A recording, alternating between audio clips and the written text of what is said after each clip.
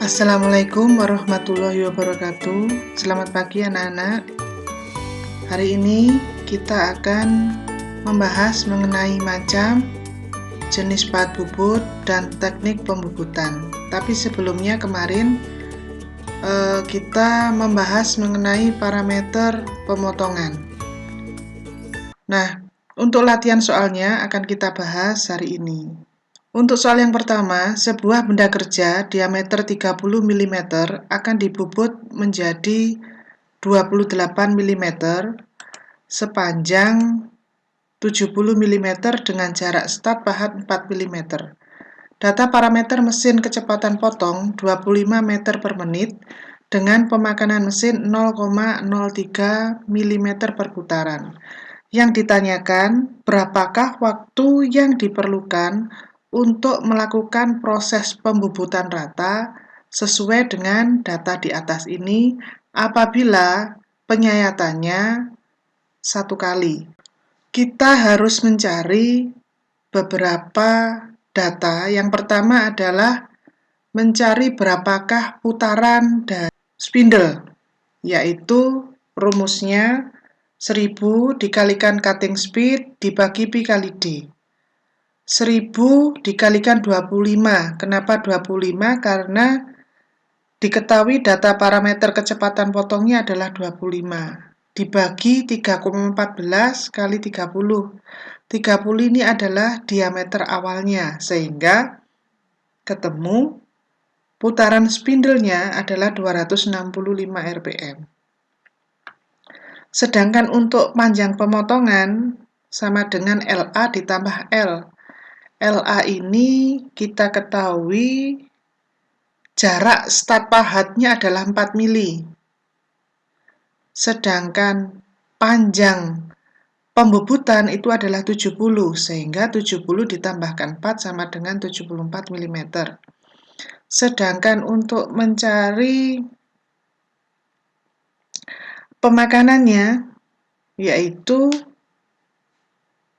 F kali N. Kita tahu bahwa penyayatan dalam satu putaran bergesernya pahat itu 0,03 mm. Nah, N-nya ini adalah putaran dari spindle, sehingga 0,03 dikalikan 265 ketemu 7,95 mm per menit. Nah, untuk mencari waktu pembubutan rata, berarti L dibagi F. Berapa? Sama dengan 74 dibagi 7,95. Sehingga untuk pembubutan dari diameter 30 mm menjadi 28 mm sepanjang 70 mm ketemu waktunya 9,308 menit. Sampai di sini sudah bisa dipahami? Nah, kalau misalkan masih ada pertanyaan, akan saya ulang lagi untuk soal latihan yang kedua. Sebuah benda kerja diameter 70 mm akan dibubut dengan jarak start pahat 3 mm. Data parameter permesinannya ditetapkan sebagai berikut, yaitu kecepatan potongnya 35 meter per menit. Pemakanan dalam satu kali putaran itu 0,06 mm per putaran. Ditanyakan berapakah waktu untuk proses pembubutan muka. Rumusnya sama, kita mencari putarannya terlebih dahulu. Rumusnya 1000 dikalikan cutting speed dibagi pi kali D. Cutting speed-nya 35 meter per menit, sedangkan diameternya adalah 70, ketemu 159 rpm. Sedangkan untuk mencari panjang pembubutan muka di sini, D dibagi 2. D ini adalah diameter benda kerja, dibagi 2, ditambahkan LA. LA adalah start pahat awal, sehingga ketemu di sini 70 dibagi 2, 35 ditambahkan 3 sama dengan 38 mm. Sedangkan kecepatan pemakanan itu sama dengan F kecil. F kecil ini adalah pemakanan dalam satu kali putaran, itu 0,06 dikalikan RPM-nya tadi 159, sehingga ketemu kecepatan pemakanannya dalam 1 menit itu 9,54 mm.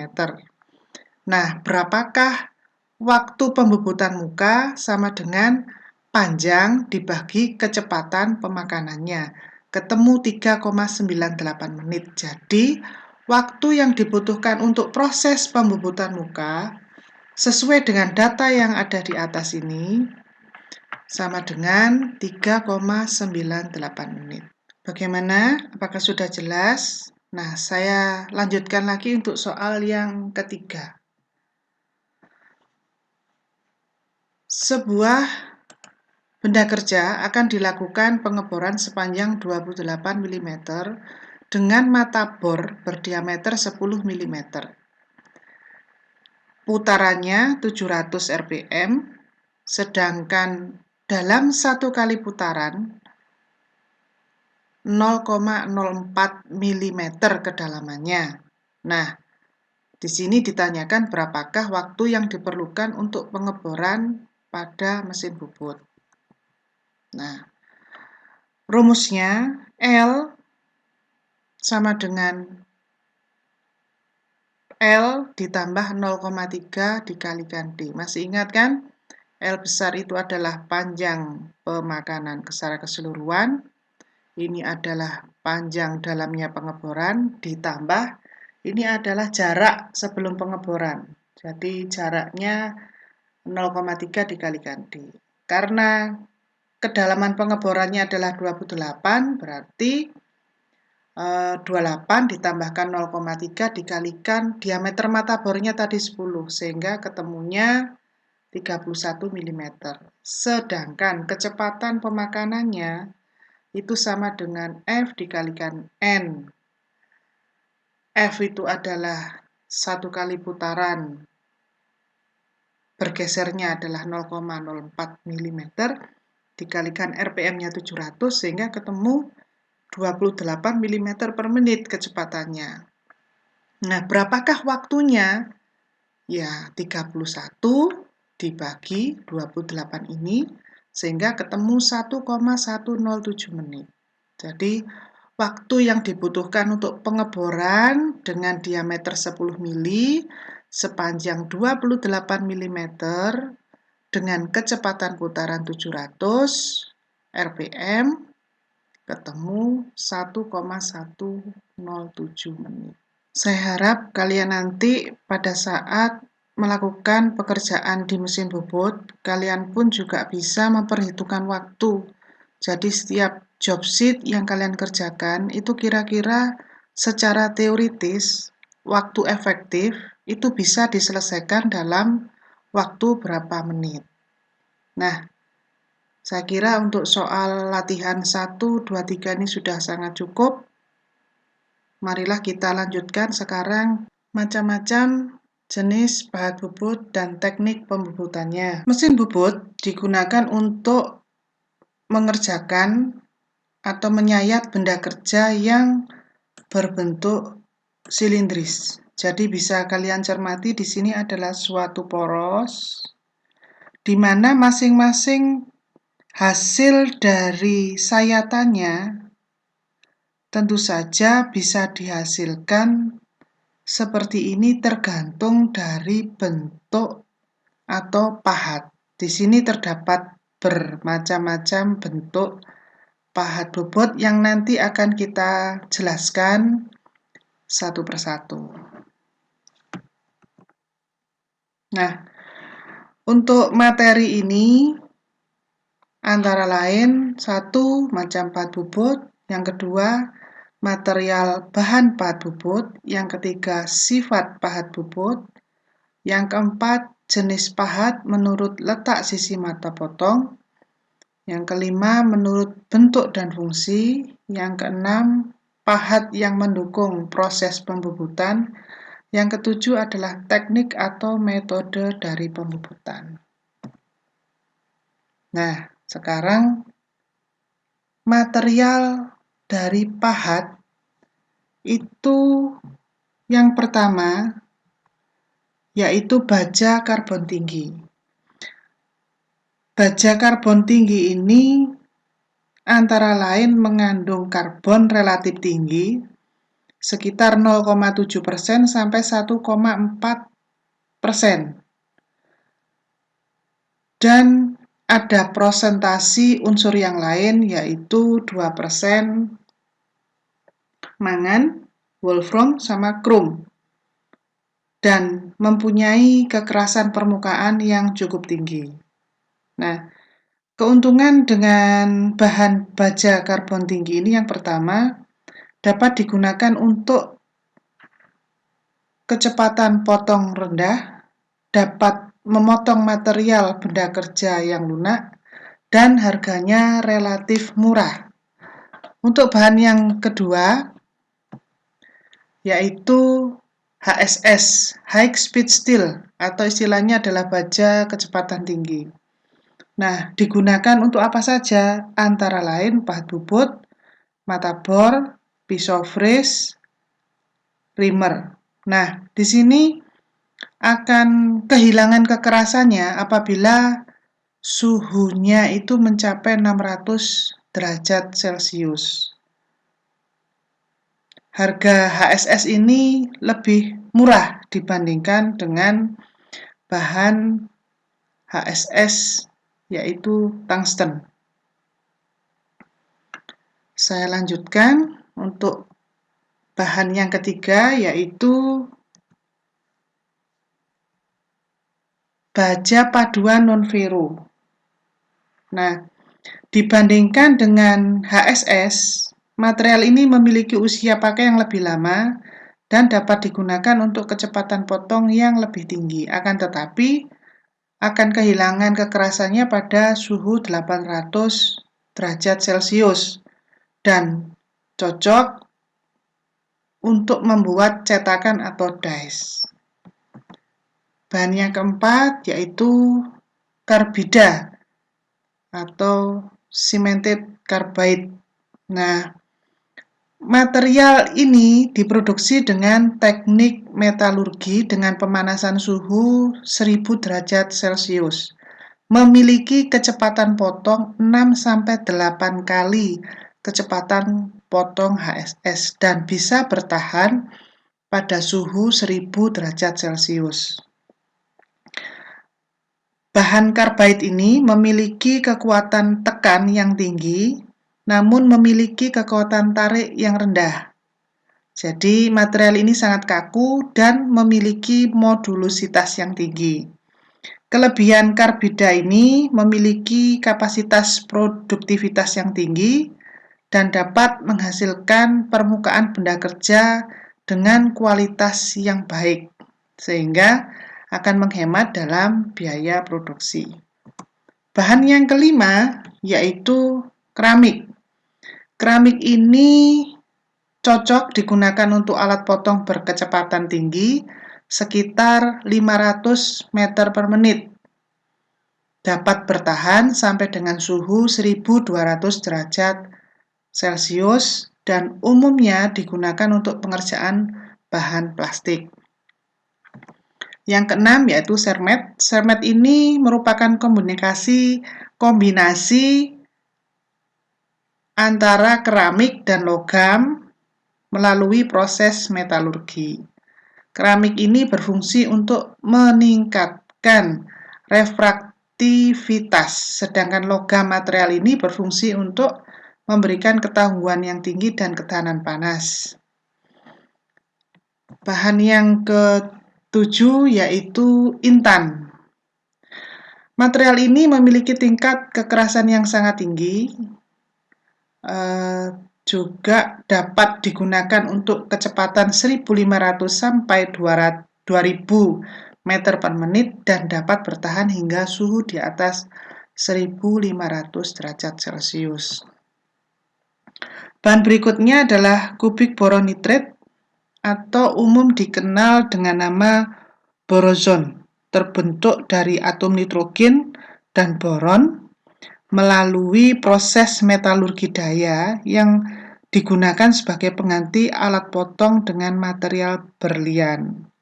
Nah, material ini juga digunakan sebagai roda gerenda untuk mengasah alat potong HSS. Karena apa? Karena dapat memberikan permukaan finishing yang sangat baik. Bahan yang ke-9 yaitu Yukon. Yukon ini merupakan material yang dikembangkan oleh Union Carbide di Amerika. Materialnya terdiri dari 50% kolumbium, 30% titanium, dan 20% tungsten. Yukon ini merupakan paduan logam tan api yang memiliki permukaan luar yang keras dan inti yang lunak. Akan tetapi, bahan ini jarang sekali digunakan karena harganya yang mahal. Berikutnya yang ke-10 adalah sialon, yaitu campuran dari serbuk silikon, nitrogen, aluminium, dan oksigen dengan cara dipanaskan sampai suhu 1800 derajat Celcius. Material ini memiliki kekerasan yang lebih tinggi daripada keramik dan dapat digunakan untuk pemotongan terputus. Memiliki kecepatan potong 2-3 kali lipat dari keramik. Nah, jadi bahan material pahat antara lain di sini ada 10. Nah, bentuknya bagaimana? Nanti akan saya jelaskan. Sampai di sini apakah ada pertanyaan? Nah, kalau misalkan ada pertanyaan, nantinya kalian bisa langsung menuliskan di Google Classroom ya. Sifat-sifat apa saja yang harus dimiliki oleh pahat? Yang pertama adalah keras. Jadi sifat yang paling utama yang dibutuhkan oleh alat potong yaitu keras. Kenapa? Karena tujuannya agar dapat memotong atau menyayat benda kerja atau material dengan baik. Yang kedua, yaitu ulet atau liat. Sifat ulet itu juga sangat diperlukan pada suatu alat potong, terutama untuk mengatasi atau menetralisir adanya beban kejut dan getaran sewaktu muncul pada saat pemotongan atau penyayatan terjadi. Jadi, pada saat pahat ini menyayat, sebelum menyayat, menyentuh, dia harus punya sifat ulet. Sehingga sifat ulet ini menyebabkan pahat mampu mengalami istilahnya adalah pelenturan atau defleksi yang bersifat elastis. Sifat pahat yang ketiga yaitu jelas harus tahan panas. Jadi setiap alat potong yang digunakan untuk melakukan pemotongan atau penyayatan pasti akan timbul panas. Kenapa? Karena adanya gesekan. Nah, besarnya panas itu satu, tergantung dari kecepatan potong. Kedua, kecepatan pemakanan. Ketiga, kedalaman pemakanan. Yang keempat, itu adalah putaran mesin. Yang kelima adalah jenis bahan benda kerja yang dikerjakan. Yang terakhir yaitu penggunaan air pendingin. Jadi, saya ulangi lagi, kecepatan potong itu cutting speed yang tadi kita bahas. Kecepatan pemakanan itu feet, kedalaman pemakanan itu adalah depth of cut, putaran mesin itu satuannya adalah RPM. Nah, panas yang timbul akibat pemotongan ini akan merambat dan mendistribusikan pada benda kerja maupun pada pahat, sehingga dibutuhkan yang dinamakan air pendingin. Sifat yang keempat yaitu tahan aus. Jadi, sifat ini erat kaitannya dengan sifat kekerasan, keuletan, dan juga tahan panas. Sehingga umur pahat secara normal menunjukkan tingkat ketahanan terhadap keausan. Nah, keausan yang timbul pada mata sayat pahat bubut dapat disebabkan karena terjadinya gesekan atau getaran yang terjadi pada saat pemotongan atau penyayatan. Jadi, ada 4 sifat yang harus dimiliki oleh pahat, yaitu keras, lentur, terus tahan panas, dan tahan aus. Berikutnya yaitu pahat menurut letak sisi potong. Jadi ada pahat kiri, ada pahat kanan. Kenapa? Karena kalau untuk left hand tool atau pahat rata kiri, itu sisi potongnya sebelah kiri, sedangkan ini sisi potongnya sebelah kanan. Nah, sekarang pahat menurut bentuk dan fungsi. Ini adalah pahat rata. Digunakan untuk membubut diameter luar benda kerja hingga rata, sudut puncaknya 80 derajat. Tapi bentuk asalnya ini bermacam-macam. Nah, sama ada dua macam, pahat kiri dan juga pahat kanan. Berikutnya pahat muka. Pahat muka ini hampir sama dengan pahat rata. Perbedaannya terletak pada sudut puncaknya. Sudut puncaknya ini 55 derajat. Digunakan untuk membubut permukaan ujung benda kerja hingga rata, baik ditahan oleh senter atau tidak. Yang ketiga adalah pahat potong. Pahat potong itu digunakan untuk memotong benda kerja pada mesin bubut. Ini adalah pahat insert. Ini holdernya. Ini kunci L untuk mengencangkan atau membuka. Sedangkan untuk pelaksanaan pemotongnya itu tidak boleh sampai putus untuk menghindari meloncatnya benda kerja dan patahnya pahat. Ya, jadi harus diperhatikan. Berikutnya adalah pahat ulir. Jadi bentuk dari insertnya seperti ini. Ya, tentu saja digunakan untuk membuat ulir, baik ulir kiri, ulir kanan, ulir tunggal, dan ulir ganda. Nah, untuk sudut pahatnya ini bermacam-macam tergantung dari jenis ulirnya. Kalau untuk ulir metris, sudutnya 60 derajat. Kalau untuk ulir whiteboard, sudutnya 55 derajat. Nah, sedangkan ini adalah pahat alur. Tentu saja digunakan untuk celah alur pada benda kerja yang biasanya digunakan untuk pembatas ketika kita mengulir benda kerja. Nah, sekarang ini adalah pahat bentuk atau pahat profil. Nah, memang yang dikatakan pahat profil ya tentu saja berbentuk sedemikian rupa sehingga hasil pemotongannya sesuai dengan bentuk mata potong. Pahat berikutnya adalah pahat chamfer. Nah, pahat chamfer itu adalah untuk menumpulkan bagian benda yang tajam. Tujuannya untuk memudahkan benda kerja dalam proses perakitannya. Nah, berapakah chamfer bermacam-macam? Biasanya kalau misalkan hanya untuk menghilangkan ketajaman saja, berarti sekitar 0,2 mm dikalikan 45 derajat. Nah, ini tadi adalah bentuk dan fungsi dari bermacam-macam pahat. Nah, sekarang menurut kalian, kira-kira alat apa saja yang digunakan sebagai pendukung pekerjaan proses pembubutan? Nah, akan kita bahas di sini. Yang pertama adalah pahat remer. Remer ini bukan merupakan alat untuk mengebor, tapi merupakan alat potong yang berfungsi untuk memperhalus dan memperbesar lubang dengan toleransi dan sesuaian khusus sesuai tuntutan pekerjaan. Nah, bentuknya bermacam-macam, tentu saja tergantung dari kebutuhan. Nah, sekarang bagaimanakah cara kita membuat lubang sebelum diremer? Nah, ini ada ketentuannya. Untuk diameter sampai dengan 10 mm, dianjurkan diameternya dibuat lebih kecil dari diameter nominal remer, yaitu 0,15 sampai 0,25 mm.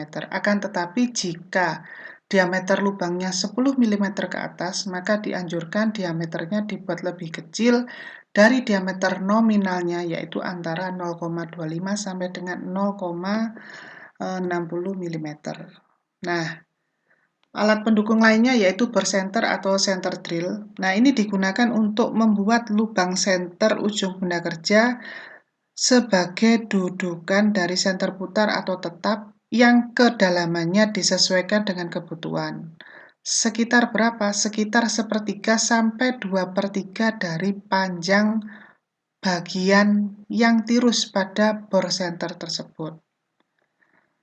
Nah, yang perlu diketahui di sini pada saat pengeboran dengan menggunakan senter drill ini, kecepatannya harus dengan RPM tinggi. Nah, berikutnya bor. Nah, bor, mata bornya atau bor spiralnya ini dibagi menjadi 3. Yang pertama adalah mata bor spiral normal. Ini fungsinya digunakan untuk mengebor baja lunak. Kalau spiralnya panjang, ini berarti digunakan untuk mengebor baja keras. Sedangkan yang mata spiralnya pendek, ini digunakan untuk mengebor baja liat. Nah, sekarang saya jelaskan juga mengenai bagian-bagian mata bor. Ini disebut dengan drill axis, ini slang, ini body clearance, ini float length, ini helix angle, dan kemudian ini adalah lead of helix. Nah, secara keseluruhan adalah overall length. Nah, berikutnya adalah countersink. Countersink ini juga digunakan untuk membuat chamfer pada saat proses pembubutan setelah proses pengeboran. Jenisnya ada countersink mata saya 2 dan countersink tangkai lurus. Akan tetapi ini juga tidak hanya digunakan di proses pembubutan, juga dapat digunakan pada proses pengefrisan, khususnya untuk pembuatan chamfer. Nah, ini adalah counterbore, yaitu berfungsi untuk membuat lubang bertingkat yang sebelumnya sudah terdapat lubang sebagai pengarah. Jadi bisa dilihat ilustrasi pada gambar ini. Jadi ini adalah membuat lubang, akan tetapi sudah terdapat lubang sebagai pengarahnya. Nah, berikutnya adalah kartel atau knurled.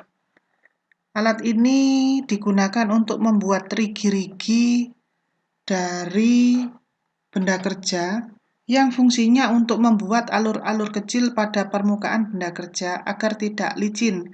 Biasanya digunakan pada batang-batang pemutar atau penarik. Nah, hasil dari kartel ini bisa dilihat macamnya, posisinya lurus, menyudut, dan juga silang atau istilahnya di sini diamond pattern. Alatnya bisa lihat di sini.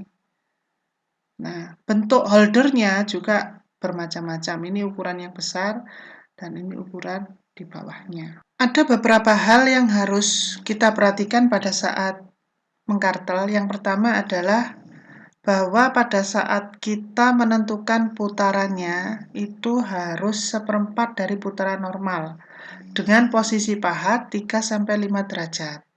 Sedangkan untuk menentukan berapakah diameter benda kerja sebelum dikartel, itu harus dikurangi sebesar lebih kurang 1/3 sampai 1/2 kali kisar kartel. Atau D sama dengan D itu adalah diameter benda kerja dikurangi 1/3 kali kisar kartel. Kenapa? Karena hal ini terjadi pada saat dikartel, maka benda kerja pasti diameternya mengembang. Nah, tugas kalian hari ini silahkan mencari metode atau teknik pembubutan yang Anda ketahui. Silahkan browsing atau googling di internet, kemudian kalian kerjakan dan dikirimkan ke Google Classroom. Nah, selamat belajar, semoga bermanfaat. Wassalamualaikum warahmatullahi wabarakatuh.